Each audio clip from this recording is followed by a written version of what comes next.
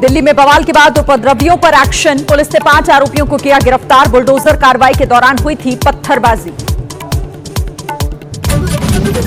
Maharashtra BMC चुनाव के लिए सभी दलों ने झोंकी अपनी ताकत। अजित गुट ने जारी किया घोषणा पत्र। एबीपी न्यूज से बोले सीएम फडणवीस, कांग्रेस के साथ नहीं होगा गठबंधन।